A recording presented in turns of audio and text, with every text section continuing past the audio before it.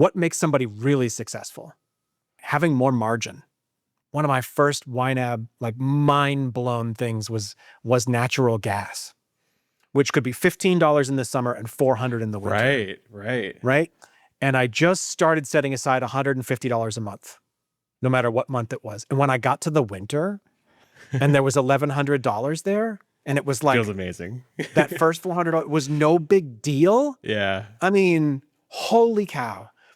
If you don't get the guidance you need to do that, you're missing out. So I love this as a step towards giving people really kind of tangible guidance about building more margin, in this case, by being a month ahead.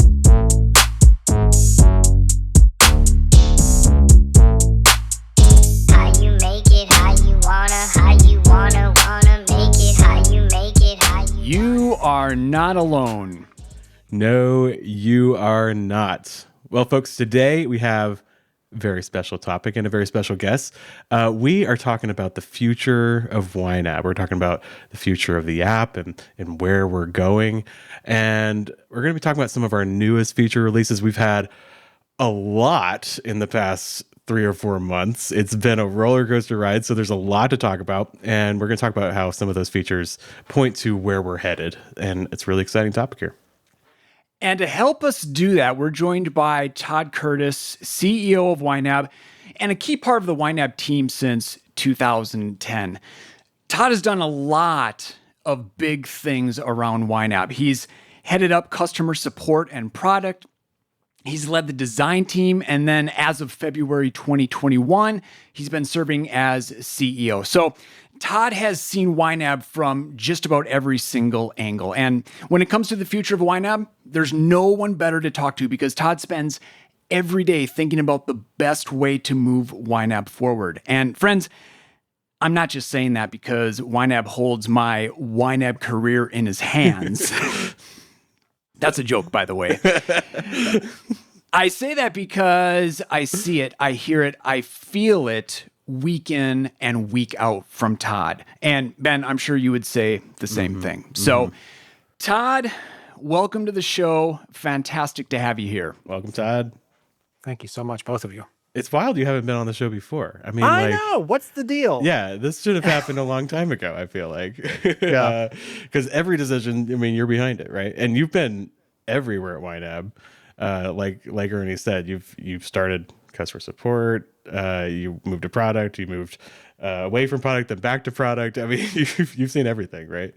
Yeah. A decade and a half is a long time, apparently. It's been a real treat to be able to sit in different spots around YNAB over that time, learn quite a bit. Well, before we hear more, I think we have one task we need to get done. Okay. You've got to prove to everybody that you are a true budget nerd. So how are you going to do that? I think I can do this. You are the CEO of YNAB. I should. Yeah. I feel like that should work, right? But yeah. Give us the story. Give us some credentials. How long you've been using YNAB and how long you've been planning your spending. Sure. So I'll start with how long I've been using YNAB, and then I brought some visual proof of my nerdness. I don't know what you call it. But I started using YNAB before I started using the YNAB method before I started using YNAB the product, because when I discovered YNAB, it was PC only, and I was Mac at the time. This is 2008 or so. Okay. So I started getting involved in the conversation on our old forum and just kind of picking up on giving every dollar a job. And then I started using YNAB itself with YNAB 3 as a beta tester when that came out in the fall of 2009. That's super interesting. I didn't know you were in the forums even before you used the product. That's so cool. Oh, absolutely. Yeah, absolutely. Looking for something and not satisfied. I ran through every financial product budgeting app, everything that you could imagine. I guess it's pre-smartphone now, so I don't even know if to say app is correct. Right. But I tried them all and found YNAB and thought this is going to be the one, but then realized I couldn't use it yet. Yeah. Like that old story of the very first sale that Jesse made back in the day. He had to refund because it was somebody with a Mac, and it was Absolutely. it was an Excel spreadsheet, and that didn't work with Macs back then. So Yeah. So I wanted it early. I knew that the team was working on a version that would work on a Mac, and I thought I want to get my hands on this as soon as I can. And so this is actually how I met and became friends with Jesse, was writing to him and saying, I want this version you're working on. Make me a beta tester. Okay. And so that's how I got my hands on YNAB 3. And so that's how you get a job at YNAB. Even today, you email Jesse. This is one of the ways. This is one of the ways. Yeah, absolutely. Actually, funny story. When I was a beta tester and was helping out with some of the YNAB 3 things, helping Aaron, our lead educator, on a lot of the help docs and things like that, and in my spare time. And I wrote to Jesse and said, I think you should hire me. Nice. And his response actually was, "Now we're good." Can you imagine? Oh my gosh, that's so crazy. Yeah. And it was maybe 6 months later, I got an email from him out of the blue. And he said, "Hey, are you still interested?" Yeah. So that's actually how I got the first job. Like 10, 11 years later, he made you CEO. So yes, exactly. Yeah. That's crazy. That's crazy. Wow. Yep. That's awesome. But yeah, let's see the visual. What do you want to show proving us? You're a budget nerd here. Okay, so that did, we know you're a YNAB nerd, right? Yeah, but you've been doing this a long time. In the favorites section of my photos on my phone, I keep a picture of the very first budget that my wife and I made when we moved in together in, let me get this right, July of 2000. Okay. Yeah, and I brought it. And we'll put it on the screen here. Yeah. Almost 25 years old now. Yes. This budget. Yes.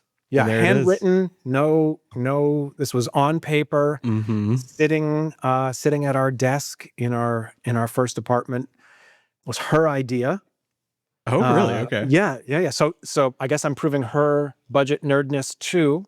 She said, we really need to do this. And so we sat down and started scratching out a list. And I mean, we can talk about the budget itself. The budget nerdness, like I said, is that I still keep a copy of it. And every once in a while, just look at it. I love that you kept this. Yeah, so do I. It's just so great. You got this blue ink. Yeah, it's just... Cable, question mark. $20. What's the story there? We weren't sure if it fit in the budget. Okay. Yeah. So it wasn't that it was maybe $20. It was maybe we'll get cable, maybe we won't. Right. So there, I mean, just right there, cable for $20. Not a bad deal. There's lots of things like that in here for me, like gas.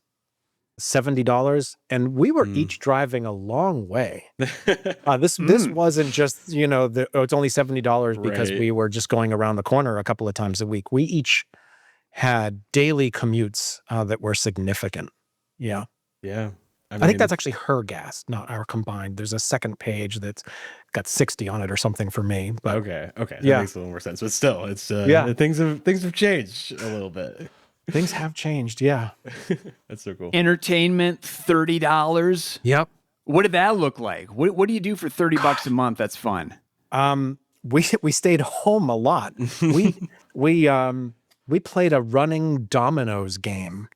Speaking of things I still have, we had a running score sheet about who won the game of dominoes, and we would just track over months to see who was kind of in the lead all time. We did a lot of that for fun. There was an Indian restaurant at the bottom of our street that we would go to every few months. So I think we rolled some of that forward sometimes. Yeah, this is it. What about Zoe? Was Zoe as Zoe was our cat. Oh, yeah. Oh, that's sweet.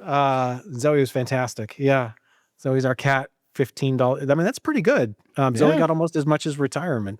Now that I'm looking. That's right. Yeah. Zoe's important. We had a phone, so I'm not sure why the blank box next to telephone, but that was landline, everybody. No cell phones, just a landline there. Yeah. Maybe you just weren't sure what it was when you first wrote this out, and you're like, "Oh, we'll get that later." Yeah, because the other things in there you could say like, okay, home goods, vacations, gifts. Maybe they're so discretionary that we don't need to worry about them, but Right. we needed and had a phone, so You yeah, knew I'm what not that sure. was. Yeah, And then there's all this math going on too. Like, who knows what this means? It's I 350, don't. 17. Yeah, I haven't tried to match them up.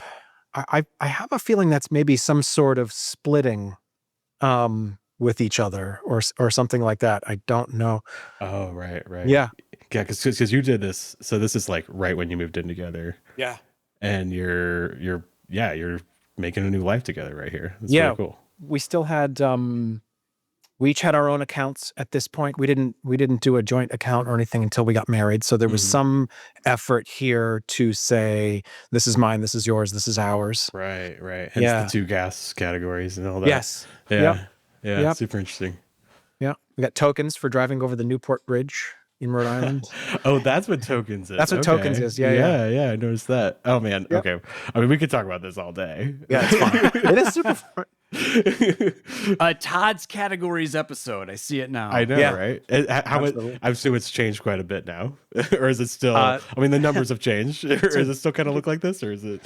It doesn't look like this. Not at all. Yeah, definitely not on paper anymore, right? Yeah, looks like YNAB. But yeah, that's a really interesting question, Ben. Like, obviously the amounts are different too, but are the ratios at all the same? Kind of would be an interesting question. Yeah. We still have I think the category that was Zoe there is now called We Have Cats. Oh, I love that. Multiple cats. It's good. Yeah. Yep. 2. But yeah, there's some stuff that's still there for sure. Yeah. That's cool. Yeah. That's cool. Well, good news, you passed. Did I pass? You passed. You are absolutely bona fide budget nerd. So, I feel seen. all right, let's get into the meat of the episode here. We're talking about the app, the features, where those are pointing us. I want to start with the feature process. Like what that looks like start to finish. I put out a call over on YouTube. I said, hey, we're interviewing Todd Curtis, the CEO of YNAB. What questions do you want us to ask him? And most of the responses were feature specific, which surprised me. But then I was like, oh, Didn't surprise that me makes at all. total sense. Yeah, you're in this world all the time, Ben. That's what You're people over on wanna know. It's Reddit. like, when are you gonna do the thing that I said I want? Yeah. So I was like, oh, I think it'd be really helpful for the community to understand what that process looks like, from idea to actual release. Yeah. Like, how do we even decide? There's so much we can do. How do we even decide what to focus on and what not to focus on? Yeah. I think there's so much that we could talk about. And there might be some people who would be interested in the smallest details, but I also think there's probably a lot of people who we would lose them at that point. So I'll keep it a little bit high level. I think starting with Ben, how do we choose? I mean, ideas come from everywhere. Anybody, I think, who cares about the product they make is going to collect a long list of ways that they would like it to be better. Right. It's the nature of the work. You want to build something amazing. And so ideas kind of collect themselves. Yeah. And of course, we're always getting requests from the budget nerds, from people watching this and all the communities, Absolutely. right? It's that list always grows. I think so. I would say they can come from feature requests. They can come from the places you encounter them, Ben. They can come from ourselves and like I said, those long lists. I think the best ideas or the best place to generate ideas is in a process we call discovery, where we're actually putting the app in the hands of real users and watching them use it. Yeah. This is something I learned when I did like a little bit of product work with some people, and I learned to do product interviews, right? Yeah. And it's fascinating because you can't talk, you ruin the science. If you 'cause they're like struggling with it, you want to help them, but you got to be quiet. It's hard. Yeah. Right. And I think even, just somebody watching someone use the app,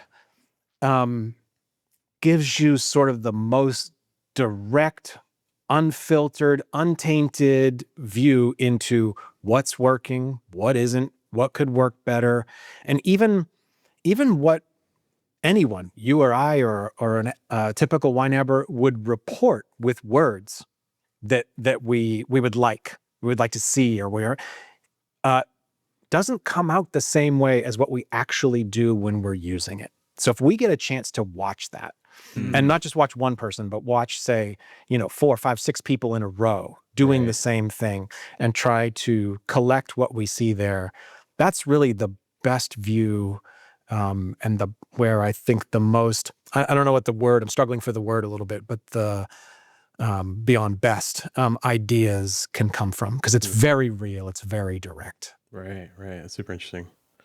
And then from there, I guess we kind of discover problems or issues that people are having and try to find solutions there.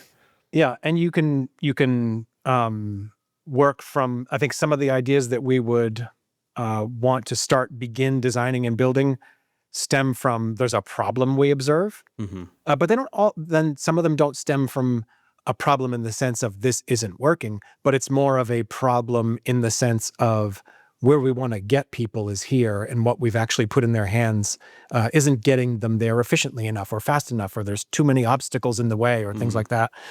So it could be something that's working well, and we just want to work better, which is a different sort of problem than you might think of like, this isn't working. Right. Okay. Yeah. And in that process, there's all sorts of trade-offs that we go through. Because, like I was saying a minute ago, for every one thing that you can make the investment to sit down and really do deep research on, and design and build and make prototypes of it, put those prototypes in people's hands and watch how that works, there's 9 other things that you can't do at the same time. Right. So it's always kind of a question of, will doing this work kind of benefit what we believe is the most important activity in YNAB? Something that makes it easier to give every dollar a job is going to be a higher priority than something that, something else. Right. Because that's just such the core key activity. And, how much benefit does it add? How many people is it really going to help? Is this something that is going to help somebody who's brand new to YNAB? Is it something that's going to help someone who's been using YNAB for a decade? The best things are probably both, but can't always have that. So there's a long list of things we would go through to sort of make those trade-offs that hope we can make the app the biggest benefit in the app for the most people. That's awesome. Okay. Yeah. And then I guess there's designs, and we do that again, right? We test the designs on people, and then we... Yeah. So the jargon word would be we iterate. It's iterative.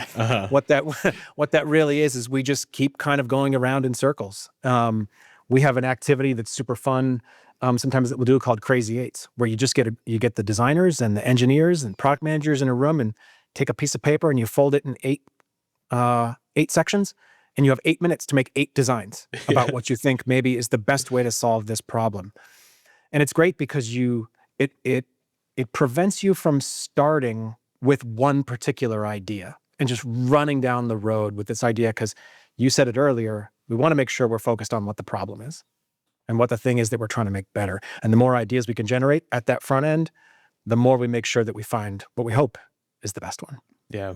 The reason why I laughed when you said that is because I've done Crazy Eights before a few times, because sometimes product folks will call me in because I talk to people all the time, and they want my perspective sometimes. And I'll fold that piece of paper into 8 pieces and start drawing things. And then, like, after 5 minutes, we show it, and it's so embarrassing because the actual designers have this like beautifully drawn idea, and mine's like chicken scratch, and it's so funny. Just showing off. But it doesn't matter because it's the idea, right? You only have 60 seconds. I know, right? It's not even 5 minutes. It's 60 seconds. So it's but I always laugh. I'm just like, oh man, I have to like draw stuff. Oh no. But sometimes it's just like you write a couple words down, it's just ideas. And most of the ideas are terrible, and some of the ideas are great. So, well, in order to have a few good ideas, you need lots of bad ideas. That's one of the this is probably a tangent, but that's one of the hard parts and the best attributes of somebody who's a designer, for example, is that are they willing to throw out a bunch of bad ideas? Everybody thinks it's amazing designer. They have all good ideas. No, it's actually they're just willing to throw out their bad ones so that they get a chance to hit the good one. Yeah, that's so good. I love at YNAB that we do that process, that isn't just a designer's process. That, you said, Ben, you got brought in on that our support specialists are brought in on that our engineers are a part of that right from the beginning. Our product managers, marketers are a part of that, because everybody brings a different perspective. And to have those ideas, you don't have to have had some sort of specialty, although I guess you do, but I mean, it's not because of your role. Right. And I think that's an important part of your original question of how we do that at YNAB. Yeah. Yep. That's great. And once we kind of narrow down the ideas, we put them, like you said, we put them back in front of people to see what it's like to watch them use that.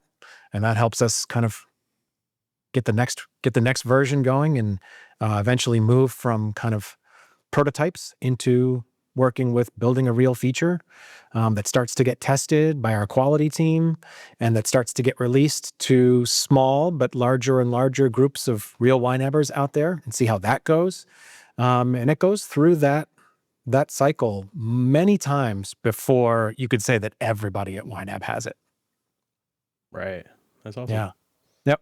Okay, so that's kind of the idea of where we come up with is we have problems. We have ideas that come from everybody. And, Absolutely. And then you just kind of like figure out the solutions, different designs, and test it. And then you get something that works that we can send to our engineers to do the actual coding, right?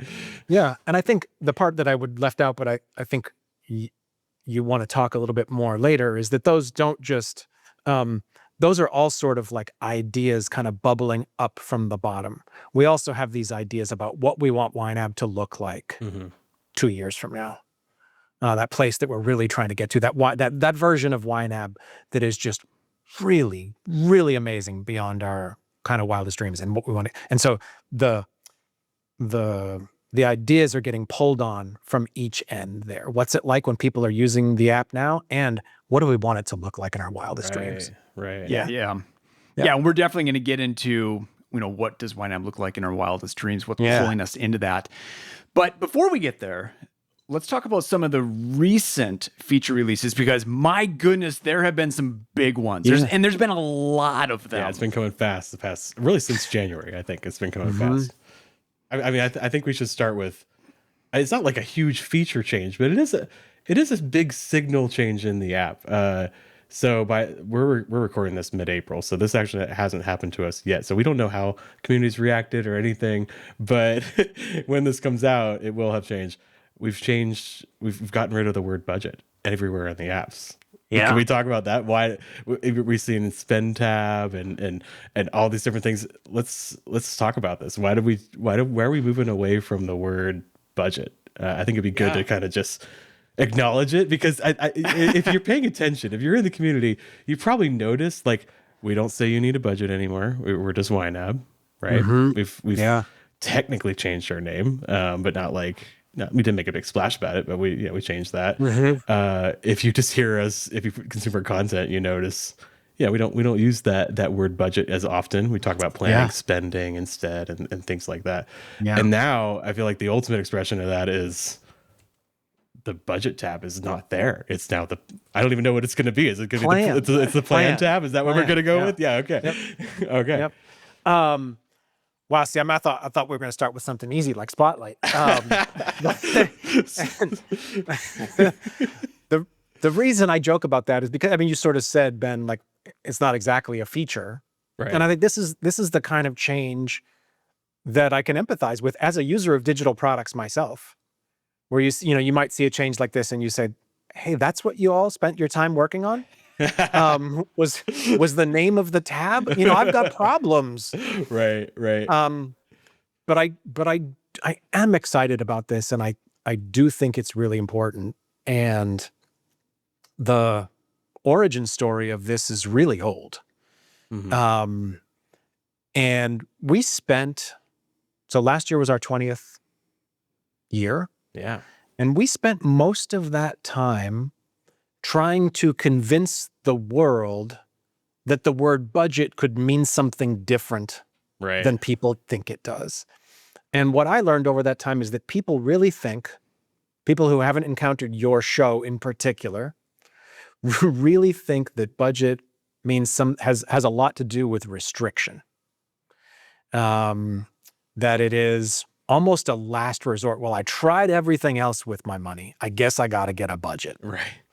Yeah. And obviously that's not what we thought. So we devoted a lot of energy to saying, no, no, no. I mean, what's the tagline? You've never budgeted like this? Right. Yeah. Mhm. Right? Was that was on That the was podcast? for a long time. Yeah. For a long time. And I think that's the essence of what we were trying to say is you've never budgeted like this. Yeah.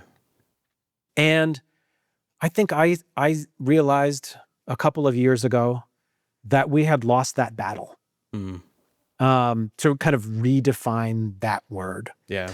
And I thought I would much rather spend our time teaching people to give every dollar a job than convince them that this word means something different than it does. Because Yeah. I want anybody who encounters YNAB to be excited about it, to be intrigued by it, to have that curiosity piqued and go like, wait a minute, this sounds pretty cool. And the moment you say the word budget, I'm good, right? For so many people. So that's sort of the origin story of like, let's stop saying this word, and sort of like the last straw here is like, let's take it off that tab in the app. Mm-hmm. Yeah.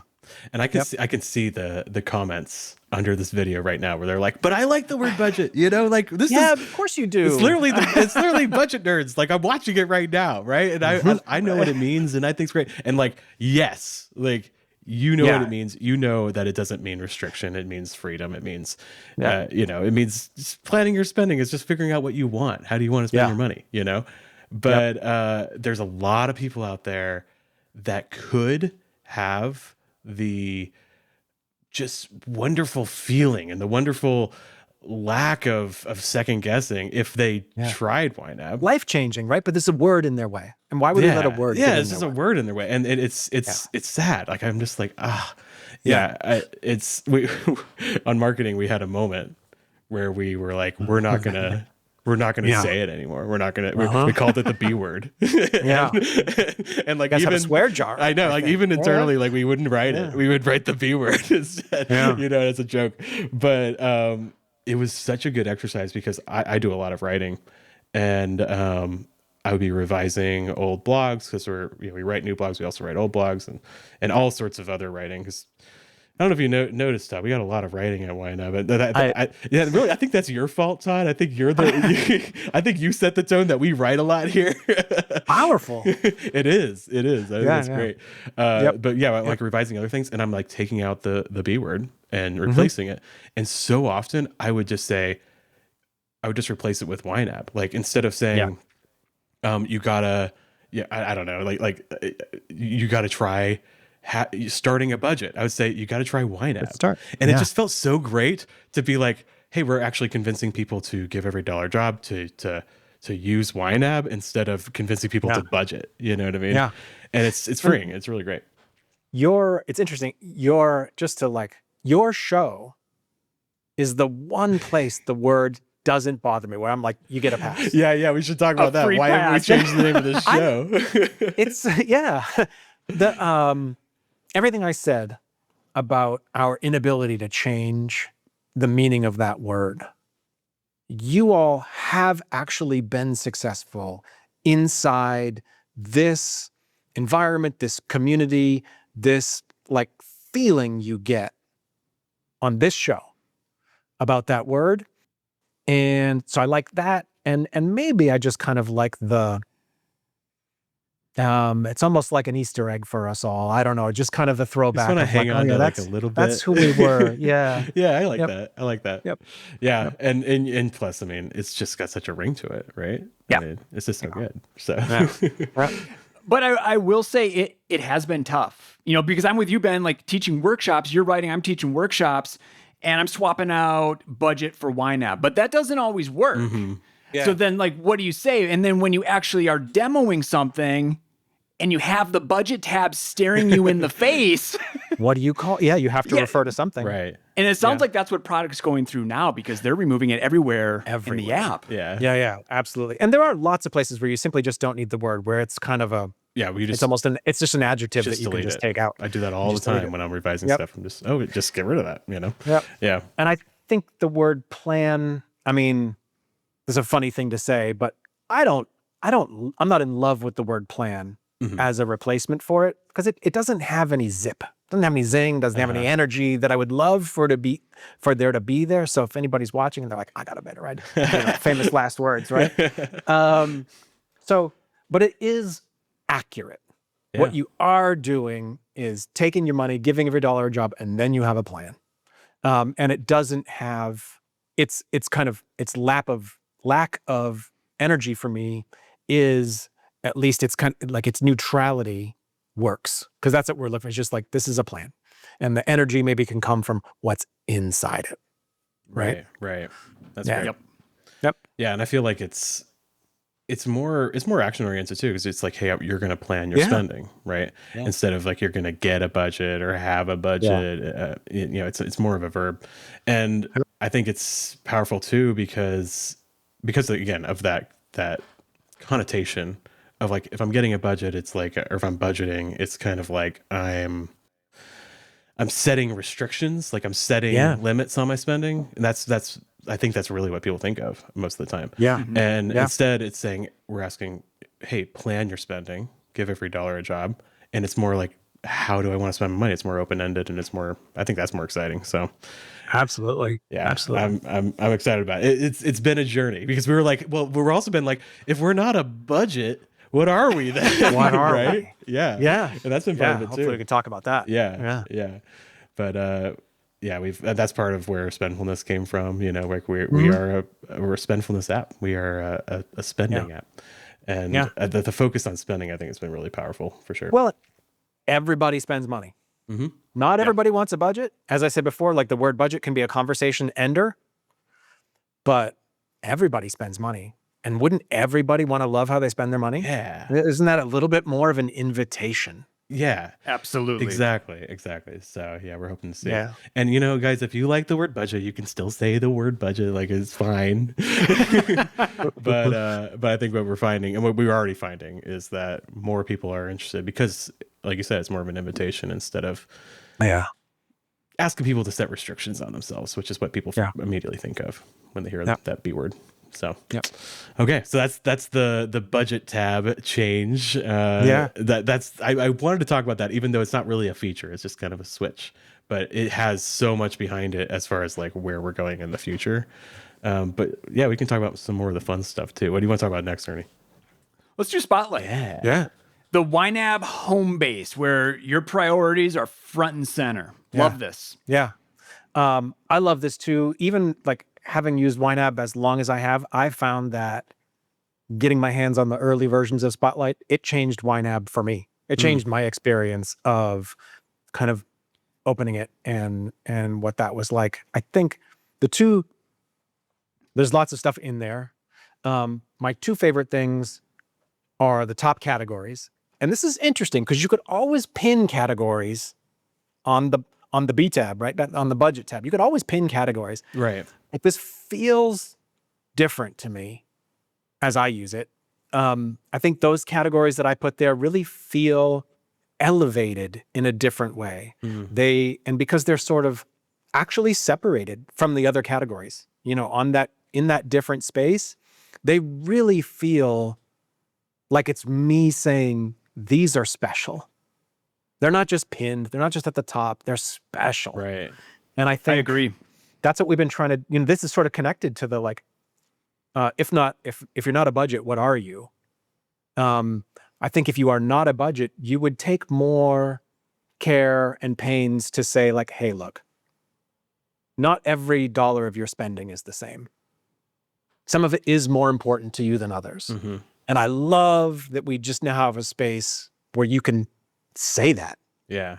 through your actions in the app. Yeah. And you can say, just calling it something different than pinned, calling it top priorities. It's just, these are the most important things. And I also think it's there's a little more space for it to change more often than it was with pinning even. Because it's not just things you need to keep an eye on. It's things that you want the app to present you with more often because it makes you feel good to look at, you know? Yeah, I mean, I've got 3 in there. One of them's groceries, which is kind of like the classic, like, hey, just keep an eye on this. It's easier to see as you get towards the end of the month. But another one is our dates category. And it's actually sort of the opposite. It's like, hey, you should spend some of this money. Right. Like don't forget. Yeah. You know, this is Don't forget. you set this aside Don't forget. because it's important to you. Yeah. I love that. Yeah. Love that. And then there's so much in there. There's kind of like this. The way I think of it is it's a lot of the things that were in the web app, like the total available, just like overview stuff, but there wasn't really a space for it on mobile before because there's just literally not as much space. We had to make a new space to make space. And how features come to be, people might be interested to know that this kind of spotlight idea actually started as an idea that we were calling it internally, we were calling it Today. Okay. The idea kind of coming from like, where's my shortcut to when I open YNAB, I can kind of have a good view of like what's important right now. Right. Because when you open, flip it over to categories and you've got your full list of all your categories, maybe one of them you only use once a month, once every 3 months. So the kind of origin of the idea, was that Today idea. So it does sort of function as a snapshot. Yeah. Yeah. And then I guess that month ahead is the next section there, right? That's my favorite piece of the spotlight. I just love looking at that. What do you love, Ernie? That pie chart. I love watching it fill up every month. Yeah. And this is why, because Ernie's been a holding category guy for a long time. So you because of this feature, right? You made the switch. I ditched it so that I could benefit from the feature. Yes, absolutely. You want to see that pie chart go up a little bit every paycheck, right? It's really a small pie chart. Too, it is small. Yeah, it's funny. Yeah, I had the same thought. I was like, oh, it's so it doesn't take much. But yeah, just a little bit. And then the check mark, like once I put that final paycheck in of the month, oh man. Ernie, why were you a category person before? I liked seeing all my money at once. And I liked building out that plan all at once. Mm-hmm. Yeah. I didn't like doing it paycheck by paycheck. But then when I tried just assigning it into the next month, I realized, that really isn't that important to me. It's okay if I have to flip between months to see all my money. But in this case, I actually don't because I see it broken out this month and then next month dollars. So just knowing just that little signal that you've got that in the next month kind of satisfies that for you. Yeah, absolutely. That's interesting. Yeah, that's really neat. That's my other month ahead is my other favorite part of the spotlight area because it's just so important. And I think it's easy for us to think like, oh, everybody listens to Budget Nerds. Everybody watches Heard It From Hannah or reads all of our content. But it's not true. Yeah. And it's okay. And so what that means for me is that there's too many YNAB users who don't get the inspiration to get a month ahead. Exactly. Don't get the guidance. Don't hear our opinion about how important this is. Yeah. So putting that front and center, as simple as it is, so that it kind of triggers that idea for people who might not otherwise encounter it, feels really important. Like the importance of that mismatches what a kind of really a small change that is inside the app. Yeah. I think that's really true because the people listening to this or watching this I wouldn't be surprised if you think of YNAB as the app and also the content, right? Like what you're consuming right now is part of being a YNABer and all that. And then also the community, right? But there are thousands of people out there who get the app, may never, ever see a single YouTube video or read a single blog because it's just not we don't reach everybody, not every time. So I am so stoked. I mean, seeing Hannah, we call her Pocket Hannah in the app with the little video. That's part of it, right? That showed up. It's just so cool. And the fact that we're signaling, hey, this is a goal that you can work toward without having to hope they see some piece of content that explains that, Yeah. Absolutely. I think it's game changing. And I feel like we're a little more free to talk about getting a month ahead since we changed the that's interesting. since we went from the rules to the questions, and we're instead of talking about age of money so much, we're talking more about what do you need to set aside for next month, right? Yeah. And I feel like adding this in the app is an expression of that. Like the like month ahead is like fully back. It never went away, but it's like more back now than it's ever been, and I'm just so stoked about it.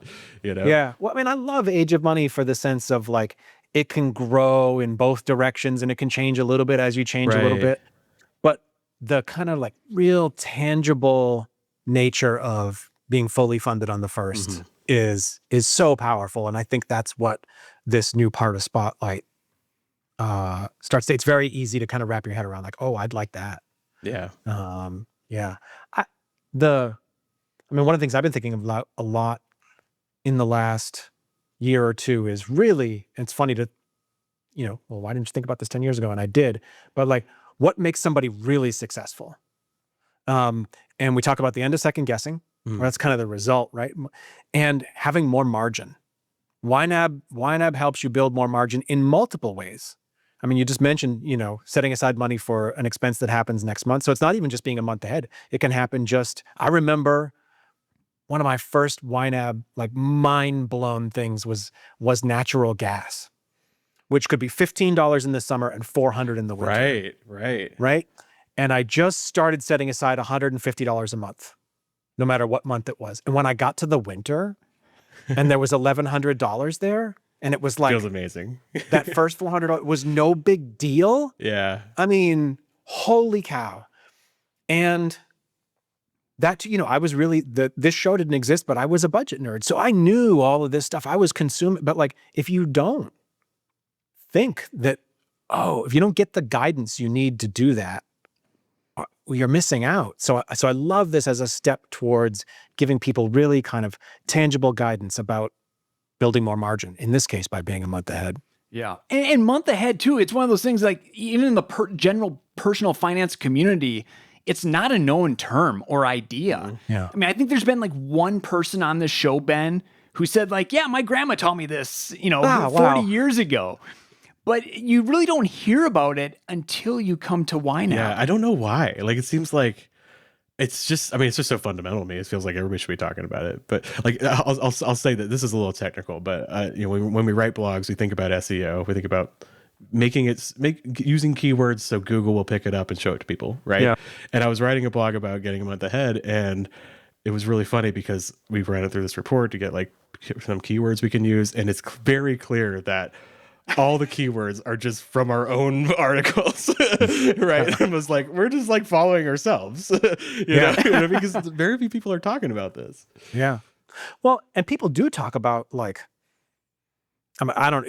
you guys must have talked about emergency fund and stuff on this show before. Oh, yeah. And what's the difference? What's it for? What's the difference in an emergency fund and saving this money or saving that money? It's emergency fund versus month ahead. Yeah. Because you hear it, right? You hear this, but so lots of people are talking emergency fund. Lots of people are saying like, oh, you should save 3 months of expenses. But we're really we're talking about something different that is differently powerful, tangibly powerful, actually makes you feel different. Yes. And I love that. And so now I love it being in the app, and I love Pocket Hannah being there. It's one of my favorite things too. Like what a great introduction to, personal finance, money. People grow up feeling like nobody taught me this. It's really hard. I'm not good at it. You hear that all the time, right? I'm not good with money. Who could make you feel better about what you're doing than Hannah? And so putting her right there, I have this, you two know this. So one of the ways I like to think about this is that you could recommend YNAB to a friend and they're like, oh, tell me all about it. And you go, oh, you know what? I don't have time. I got to run. Just get the app. You'll be fine. Right. And having that feature as a part of Spotlight and having Hannah introduce it makes it much more likely that you could say to your friend, you know what, just get the app, you'll be fine. Right. And it's true. It's a huge step in that direction. Yeah. Yeah. Yep. Yeah. Yep. Yeah. We don't want people to have to necessarily find all this. I mean, if they do, it's great. Like, please, I hope we don't make the app so good that nobody watches Budget Nerds. Yeah, I don't. You know what I mean? But I like, think you two know what I mean by I know that. I what don't you mean like it's yeah. Like, there's always, we'll always be here to make content, but like, I want you to be able to be successful with YNAB without necessarily finding that particular piece of content that clicks for you. I want it to be able to click for you just by doing it, you know? Yep. Yeah, Yep. like not having that can't be in your way. Exactly. Having it, finding Hannah, finding Budget Nerds is going to make it all better. Yeah. But it's not like, well, I'm stuck. I can't do anything until I find that. That's what we don't want. Exactly. Yep. Well, I think we're getting more toward the future here, but we got to talk about one more feature that should be out, or no, not should be, definitely is out before we before we release this episode. Undo on mobile. It happened. It finally happened, Todd. I'll say it for everybody who's listening. Finally. You don't have to say it. Now, just for assignments right now. I get it. So it's not a fully fleshed out undo. But yeah, Todd, can you answer this? Why did it take so long? I mean, without going too deep into the kind of esoteric details, undo on mobile is actually hard. Oh yeah. Also, we have, anybody who uses YNAB knows there's a lot of things you might do in there. Mm-hmm. There's a lot of data going back and forth. The calculations, and things like that. If you sit down and think about every time you change something in a category, how many calculations are happening, it kind of blows your mind. If like, it's not just because there's everything in the app, right? Yep. Yeah, there's a lot. So we always had to be careful about what we were undoing, in particular on mobile, because there is, because your data is going back and forth and things like that. And just that people might be familiar with the kind of default way of undoing on iOS apps being to shake, literally physically shake your phone. Which feels so like dorky Apple stuff. Like it feels like 2008 Apple vibes where you you could shake it. Ooh. It's not the same thing as other things. So I think I also empathize with Apple in that, because it's tough where would you put a system-wide control for undoing? Right? And still keep that like sleek design, like product design that you want. So it's a complicated feature, as much as it seems simple in the sense of, I just want to undo the last thing I did.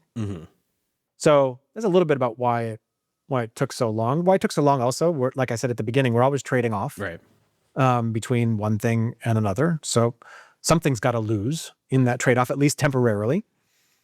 But at the same time, YNAB and any app you use should be forgiving, because nobody's perfect. Right. You make a mistake. You want to change something you did. And so, it was time. Yeah. I hope it means that people on mobile can be more experimental, because on web, I feel like as long as you don't hit that refresh button, you can do a bunch of stuff, and then you could hit undo 20 times if you want. You couldn't do that on mobile. And we're seeing way more mobile use. Like the numbers, Todd. Like, are there more people using the mobile app and like that have never even used the web app at this point? Yeah, it's something and even the different than it was a year or two ago, even. Right. In that sense of people who are mobile only. Yeah. Yeah. Yep. Yeah. I mean, I don't know about you two, but speaking, not just about YNAB, but certainly my own use of digital apps, digital products has absolutely moved that way in recent years. I mean, for YNAB, I'm still a web app guy. I probably always will be. Although I say that. Really? Yeah, I don't use the mobile app that much. I mean, I do use it quite a bit, but like I do most of my heavy lifting like on the web app still. I just love it. I mean, anything, right? Again, sort of like this applies to YNAB, but it applies to everything. Like the benefit is the drawback. So the web app has everything you'd ever want to know in it. Yeah. And that's a benefit. The drawback is it has everything you'd ever want to know in it. Right. So that the mobile app has the potential to offer sort of that streamlined view, which in its most positive, when we've really designed it well and when it's working well, has you focused on that activity that you're doing right then and there. Mm-hmm. Yeah. That's what I love about it. That's awesome. Yeah. Yeah. And I'm sure more to come on that. Because right now it's just assignments, which I think is the most important Right. thing that needs to be undone. Because especially Yeah. if for anything, like you clicked a button and you blew up your plan, and and we get those support emails where we're like, I destroyed everything. You know? Or like Yeah, my well- toddler took my phone and pushed a bunch of buttons, and what do I do? You know, now at least you can undo those, you know, your toddler stealing your phone or something, right? And even like, even if you don't have a toddler, like human beings like to tinker with things. Yeah, the experimentation. So Good. yeah, so you're doing this thing, you're really trying to think about your money and your spending in a way you haven't before. Mhm. And this is one of the reasons why it can be a challenge to start YNAB, because you feel like, well, what are my priorities? Right. I don't know. I haven't had a way to think about this before. So of course people want to tinker when they do that. And I'm excited that it makes that you can go into that process with less second guessing, because you can undo what you did. Yeah, that's great. Yeah. Yep. All right, let's get into the part where this is what I'm most excited about. I want to talk about the why of these features. Yeah. Like, I want to talk about where are these features pointing the app, the YNAB app. And this is the part where I just envision the entire budget nerd community just getting super excited and riled up, right? They're just fired up, ready to run through a wall. What would excite them, Ernie? What does The that? vision, like where we're going, where this app is going, 2, 5, 10 years down the road. Yeah. Like big picture stuff. Yeah. I really want to start with a disclaimer, which What you say Which today is you're locked in, Todd. exactly. Okay. You're saying, you're reading my mind here. And because that happens. Yeah, totally. And seeing into the future in that way was always a challenging proposition. Because the further out you get, the more you're really kind of talking crystal ball territory. Totally. And you can have intentions. You can say, like, listen, what I really want is for people to love how they spend their money. And I think A, B, and C. But on your way there, things change. Whether those things are how we build products, things about your business, things about customers, things that are happening in the world. I mean, 2020. I just want to say that is part of building products, is knowing that having some humility around the fact that you don't have a perfect crystal ball. Totally. Yeah. Yeah. I mean, Yep. I look back 5 years and our vision has completely changed, so who knows what'll happen. But Yeah. you sitting here right now, like what excites you? Yeah. I think what excites me most is something that and this starts high level, but what we talked about at the beginning is that if you were sitting there and said, you know what, I would really love to build an app that changes people's mindset. Mm-hmm.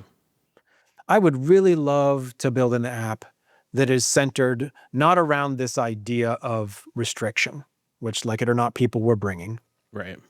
but instead was about the idea that you don't have to be super rich to spend worry-free.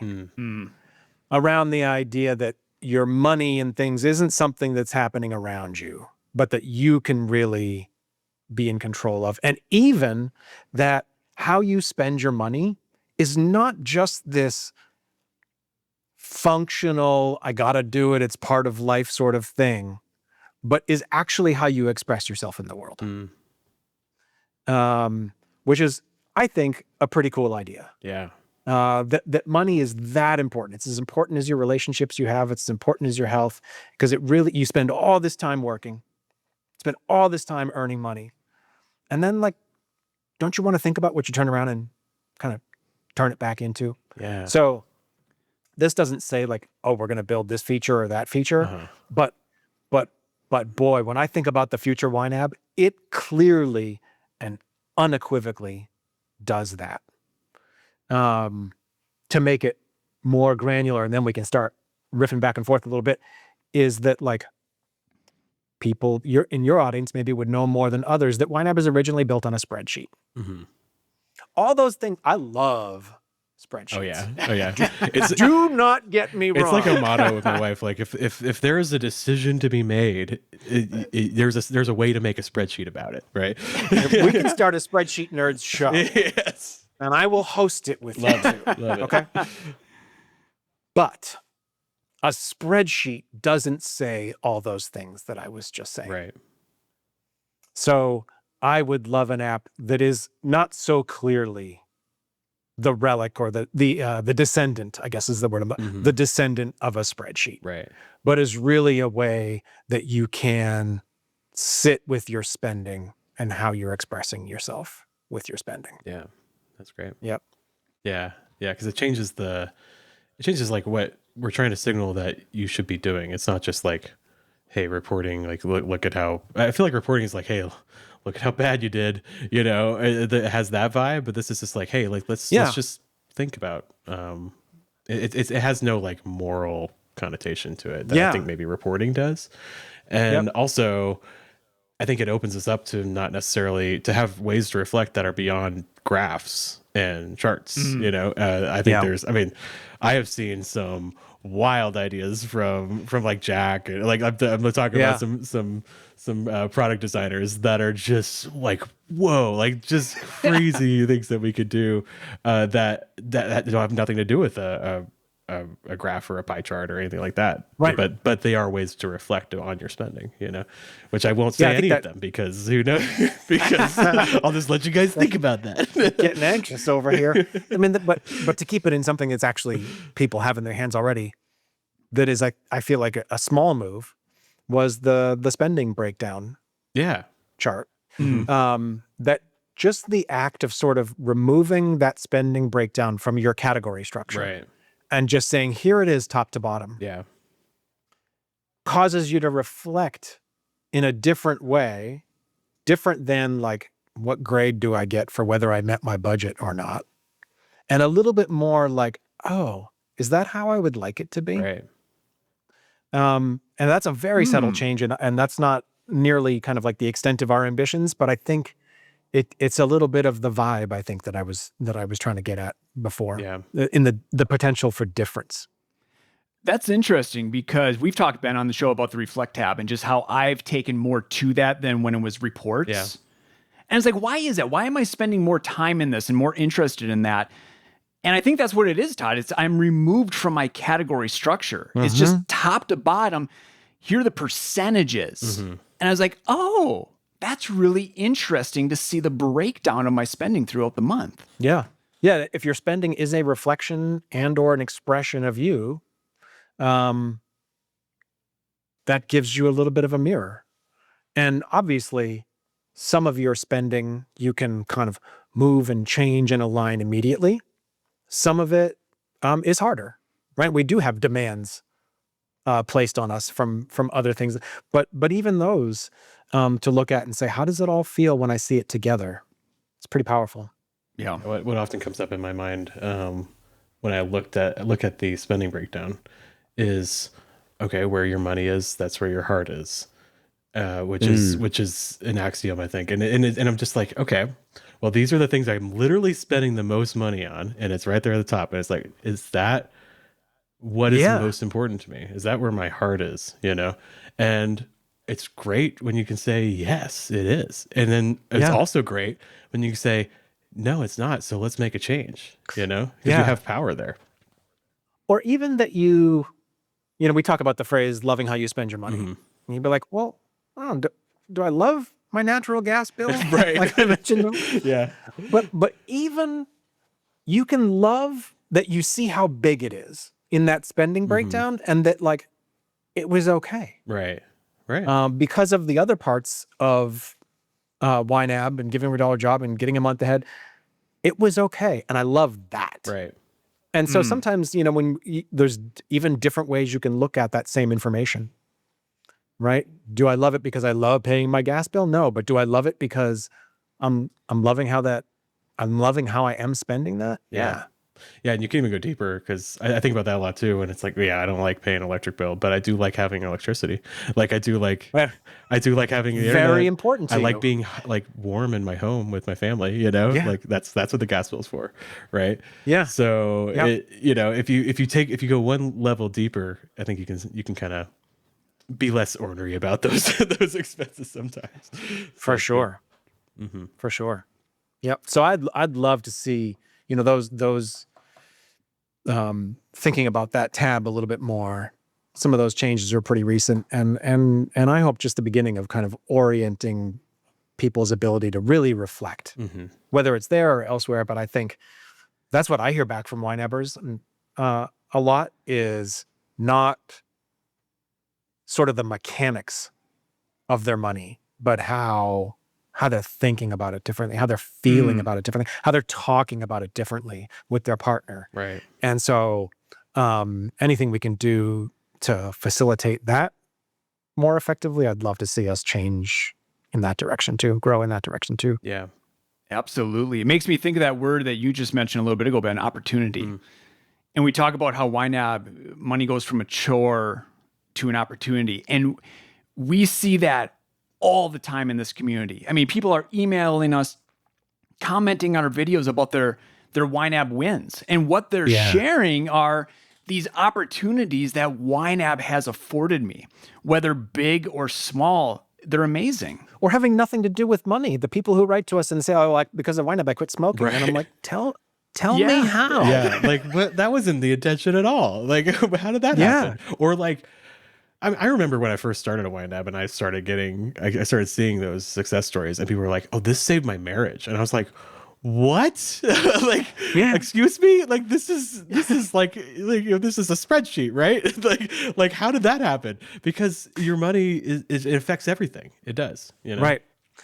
And I think as kind of product developers, we have to both say, well, functionally, it has to really work really well. And we talk a lot too inside YNAB about what's a sort of a tedious maintenance task that we can make easier versus what's something that takes effort, but it's really good, productive effort. And how can we make just it function better and better to get everything else out of the way so that people can like have that conversation with their partner that they probably had been, is one way about that. And we have to do that. And how do we say, like, how do we remind ourselves when we're building a product that it isn't all functional? Right. There's people are using this because there's social elements involved. There's emotional elements involved.